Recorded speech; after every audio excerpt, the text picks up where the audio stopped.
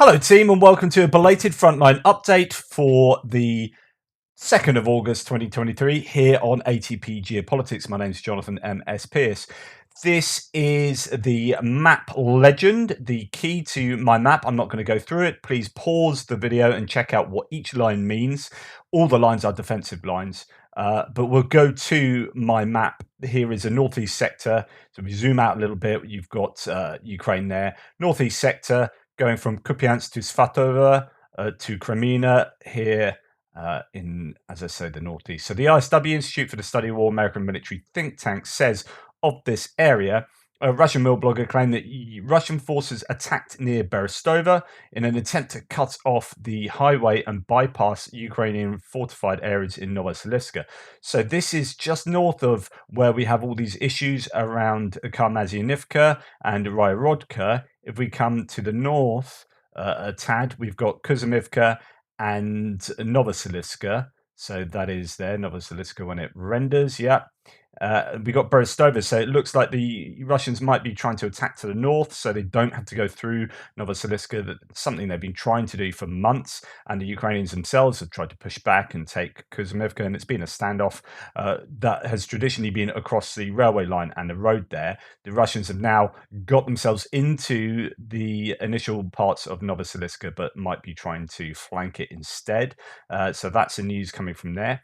And then we have a little bit coming out about this area of the front line where the Russians attacked, got quite a few kilometers to the west of the Zherebets River, and the Ukrainians have subsequently pushed them back. The ISW says of here, actually that's all later on, they do say a little bit, not too much detail. If we go to Rebar, the pro-Russian source, they say in the Svatova sector, the enemy attempted to regain control over the lost territories of Novohayarivka and Karmazianivka areas. So if we zoom in a little bit, we see that there's Novohayarivka there and Nadia just up here. And the claims yesterday were that Nadia, well, there are various claims that Nadia has been liberated, that Novohayarivka has been liberated. Then Syriac maps are saying actually they're fighting over Nadia, but other sources are saying that that's been liberated too. So, they are either contested or liberated. Rebar says Russian troops uncovered the Ukrainian advanced units and dispersed them with concentrated artillery fire. So not really very much detail about that area. My section of my tabs here, oh my goodness, what is going on? So there's not too much up in this area. Just Ukrainian forces, from War Monitor says, Ukrainian forces in recent counterattack actions have pushed Russian forces from hard-fought, recently captured positions around Sahivka. This is this larger settlement there. I think it's somewhat larger than maybe Nadia. Well, you say that. Actually, I can't see any houses there at all. But some of these are really very small settlements, Nadia, Nayarivka, and Sahivka. So the Ukrainians are, if they are fighting around there, then that means that Novohayarivka is almost certainly liberated, and Nadia probably as well. And it could be that they're working on Sahivka. So it's really getting back to the lines in some of these places where the Russians started. And the net result is they haven't actually achieved all that much. And then it's coming further to the south. So Russian forces conducted limited ground attacks in the Kreminna area and made unconfirmed advances yesterday. Russian mill bloggers claim that Russian forces captured a fortified area near Chervonopipivka and advanced near Torska and Serebyanska Forest. So various claims here that are somewhat vague. If we come further to the south towards Kreminna, we have Chervonopipivka. There are some positions being taken by the Russians here, possibly, and advances in Torska and advances in the forest. However, that's not what other sources say. So here we have no report saying on the Kreminna axis some adjustments. The initial Russian push towards Torska is smaller than initially thought. So actually they've taken back some land in that area. As I explained this morning, if you remember, the Russians made claims that they were in Torska. The Ukrainians released a video of shelling in Torska in the kind of the settlement itself that seemed to indicate that the Ukrainians were shelling Russians, and therefore the Russians were there. And then that footage was taken down. There were some claims that it was old footage, other claims that it was actually Russians shelling the Ukrainians, and no one really knew actually what was going on. There were other videos that came out to say that it was really quiet in the area. There didn't seem to be any signs of battle. And then subsequently, Syriac maps had the Russian lines much further forward, and then took it back and took it back. And now we have null reports saying actually it's further back than we thought previously. So I don't really know what's going on there, other than I doubt the Russians are as far forward as perhaps some of the most charitable sources are assuming. It goes on to say the area in the Kreminna forest is under Russian control. That is under Russian control. On the other hand, is larger. So that is to say that in this area here, if we just come out a little bit, it could be that the area there is there's more Russian control in that corner than was previously thought. Ukrainian defensive positions hold. Russian offensive operations appear to be weakening, according to Rebar. But of course, that is a pro-Ukrainian source. I think the fighting in the Serebyansky forest is pretty tough. I mean, that poor forest is getting absolutely ripped apart by all accounts. And then this is kind of talks to that. Here's a source saying in the Kremenski forest, or the Serebyansky forest, the Russians have carried out and are conducting offensive operations in several directions. Northwest of the village of Dobrova, an assault armored group of the Russian armed forces advanced to combat positions. On the outskirts of the forest, the fights continue. The situation is under revision. To the south, the fraternal armed forces of Ukraine have inflicted a defeat on the infantry of the Russians and a stronghold. So actually, where one source is saying the Russians have made gains in this area around Shiblivka, so no reports, that source Getty there is saying actually the Ukrainians inflicted a defeat, if you like, or a repulsion, or took out a stronghold of the Russians in that area. So various things being claimed. It's difficult to find out exactly what. So here, when we then go back to the ISW, they go on to say Ukrainian forces conducted limited ground attacks in the Kreminna area and made advances on August 1st. So geolocated footage published yesterday shows that Ukrainian forces made limited gains southeast of Kupiansk-Kreminna. Kupiansk-Kreminna is a small village there. So southeast of Kupiansk-Kreminna is going to be somewhere around here.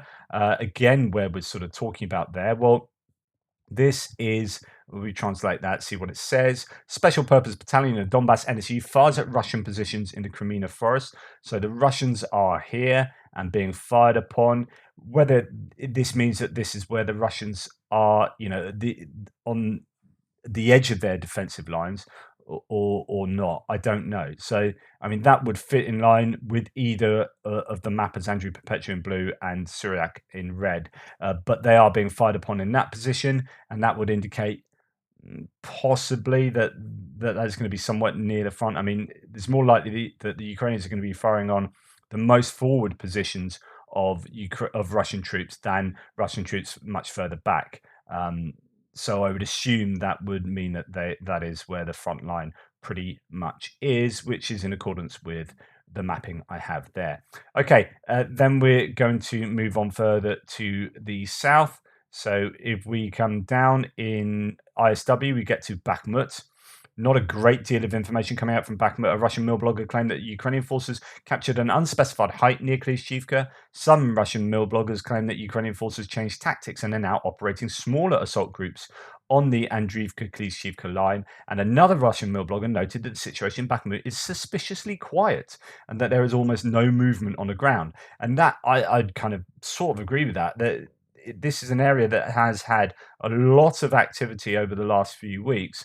And then actually the last couple of days, it seems to have quietened down a little bit.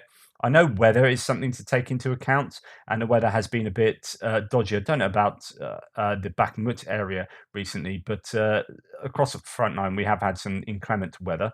Rebar Pro Russian source says near Bakhmut, Russian troops continue to repel attacks on small enemy groups in Klishchivka or around Klishchivka. At the same time, there is constant artillery fire on Ukrainian positions on the tactical heights they have occupied to the northwest of the village. Right, let's look at some other sources.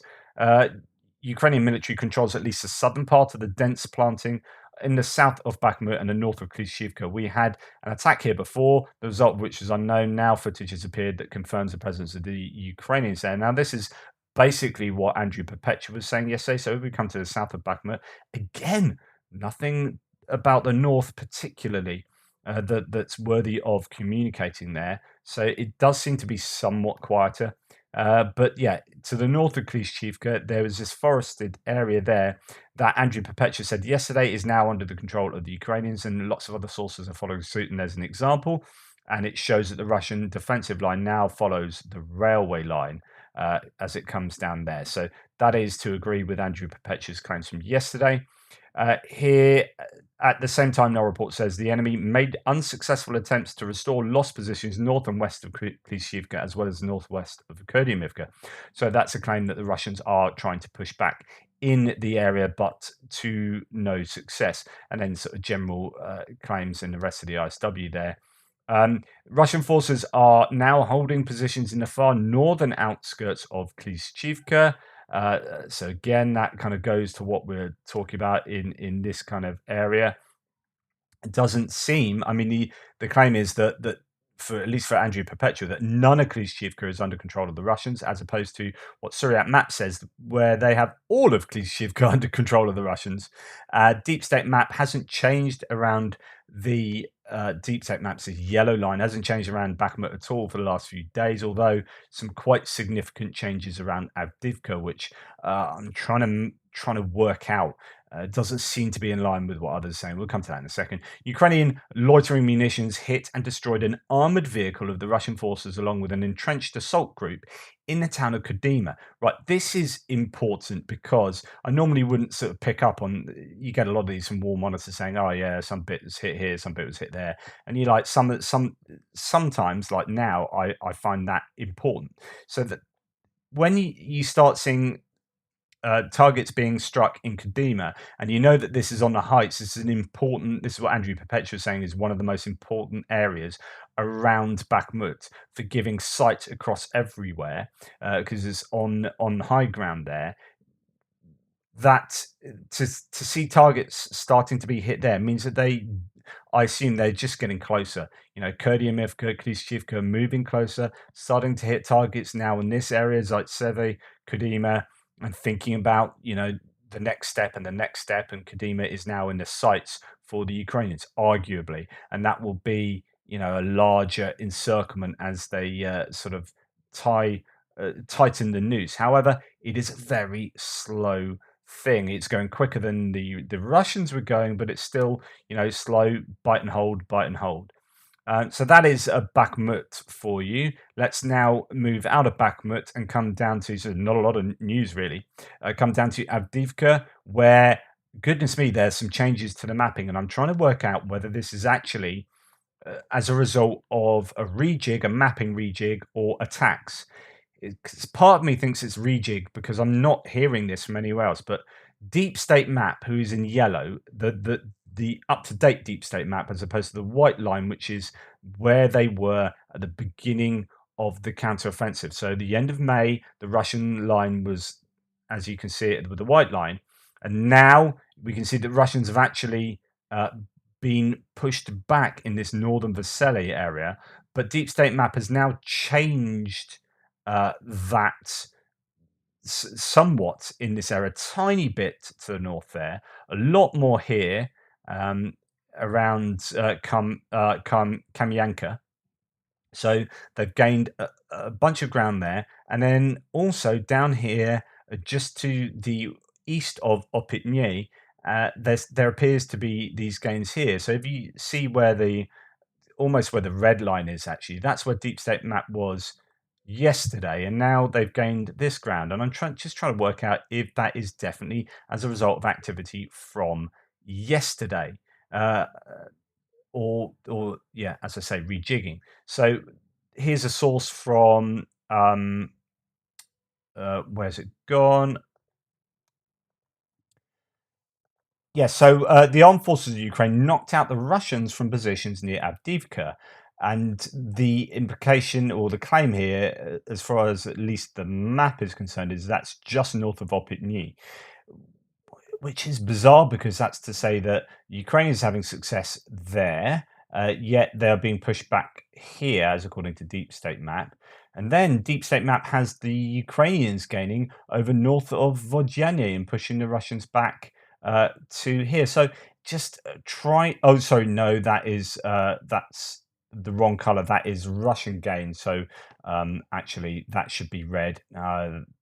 That's my bad. So yeah, we have the Russians gaining all around Avdiivka, as according to Deep State Map, but that doesn't seem to be borne out by any of the other claims. So we don't see that in Rebar, we don't see that in here, for example, the Institute for the Study of War, which says Russian forces continued limited, offensive operations did not advance at all. So I don't know what all that is about.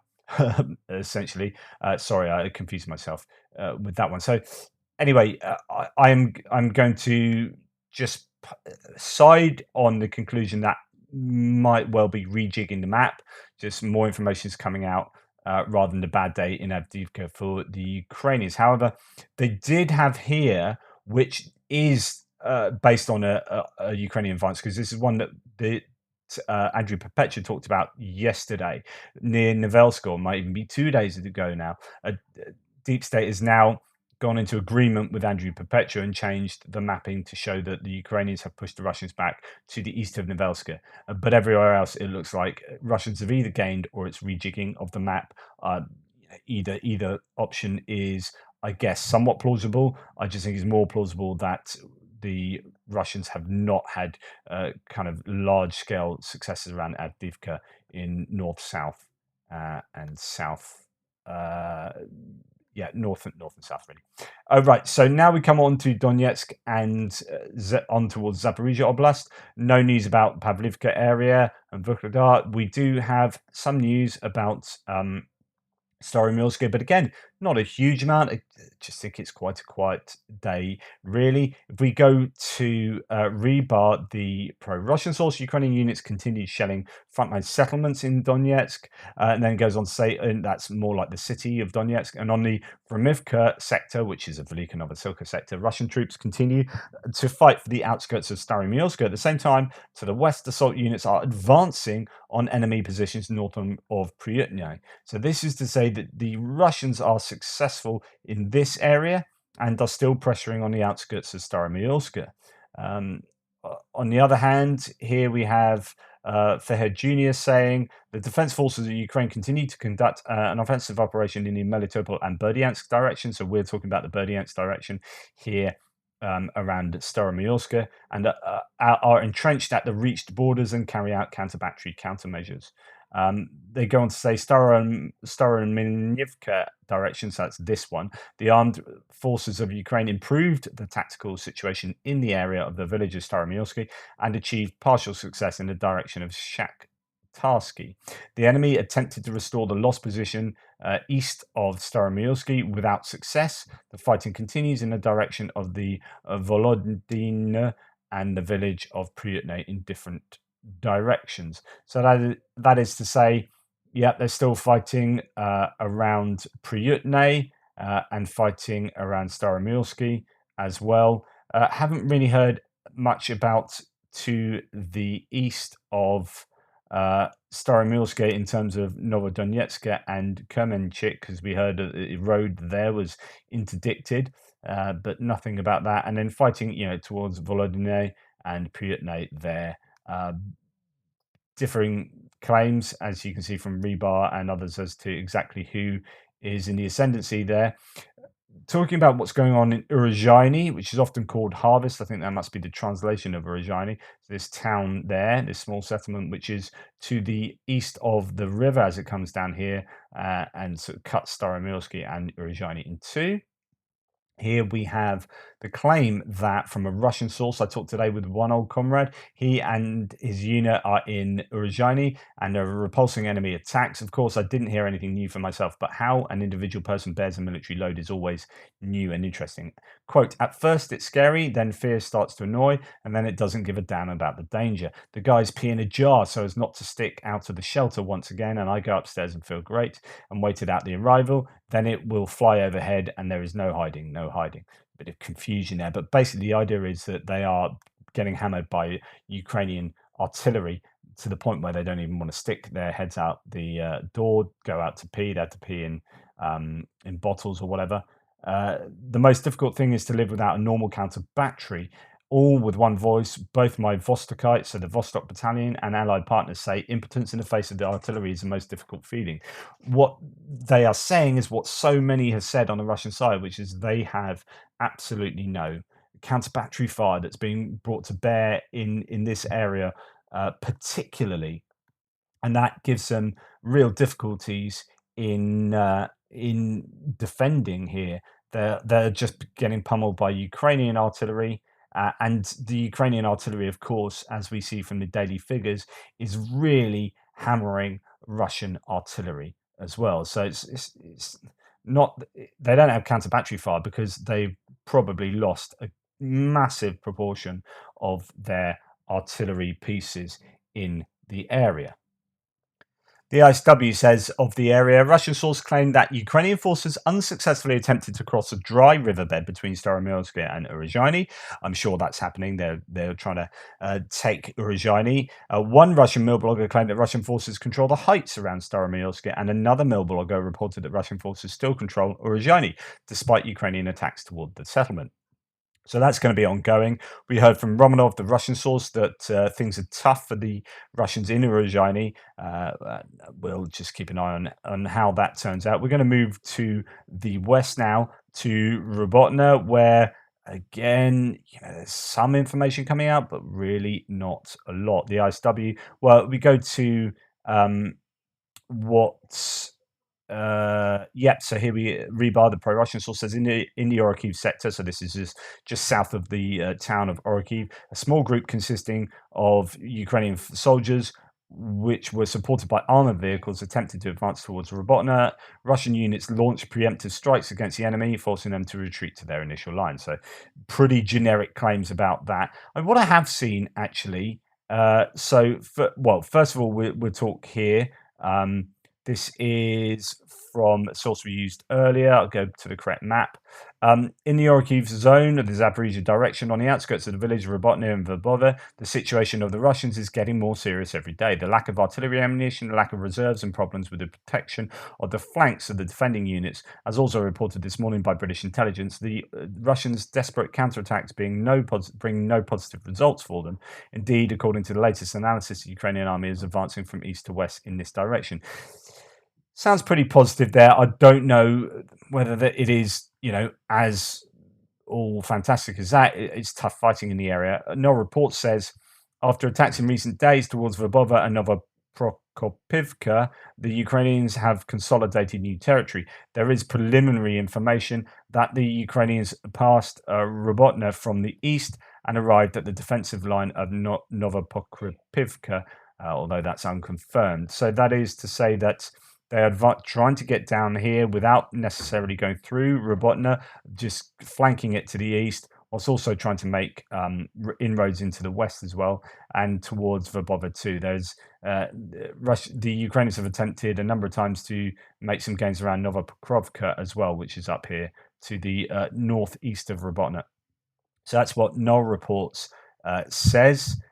Then also to add to that, Russian channels are now reporting that the intensity of fighting and HIMARS artillery and MLRS strikes in this direction has increased. For the first time, the Swedish supplied Archer is mentioned by the Russians. So that is being used to some effect in this sector, it appears. But then you get footage like this. So a Russian drone showed a new repelled Ukrainian attack with the help of another OSINT source.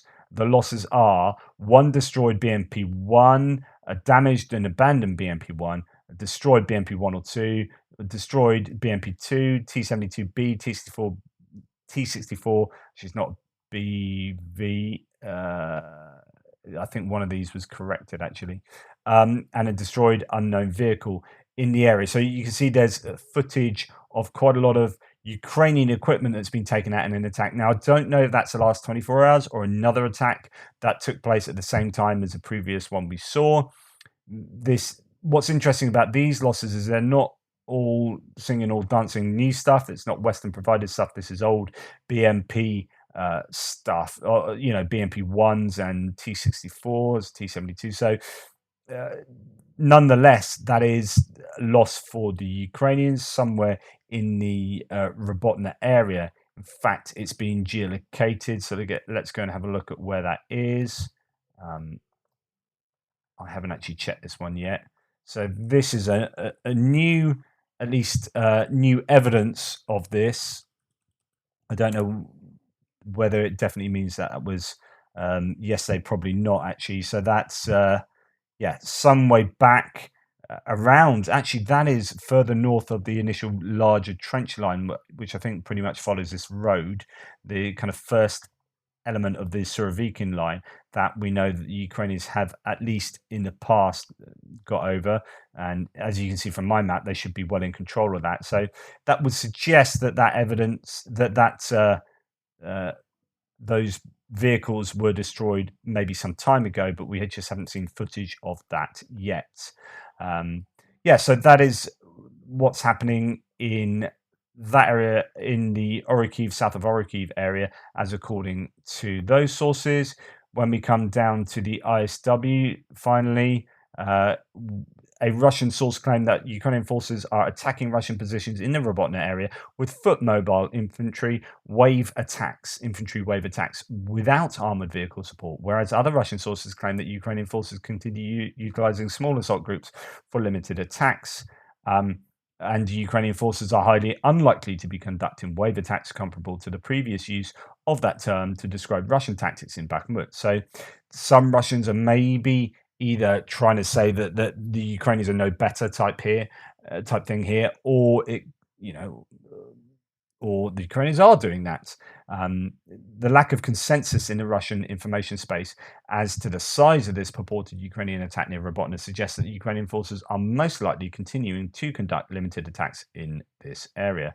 A Russian mail blogger also claimed that Ukrainian reserves are moving from Kherson to Zaporizhia. I thought that was pretty important. So the claim is that so the Russians are claiming that the Ukrainians are moving reserves from Kherson, which would suggest that they are finding it difficult, possibly in the Orikhiv area or in the Zaporizhia direction, and that they aren't getting ready. Maybe they're finding it too difficult to get a proper foothold on the other side of the Dnieper River, and then they won't be mounting a large-scale attack from there. That would be the implications of those kind of claims. Whether it's true or not, I just don't know. Fog of war and all that. Other than that, what else do we have to say? A Russian source claimed that Russian forces attacked Ukrainian forces near Robotna. So this is the Russians, on the other hand. The source claimed that Russian forces in this area are rotating out, and those that have been fighting for many days are resting.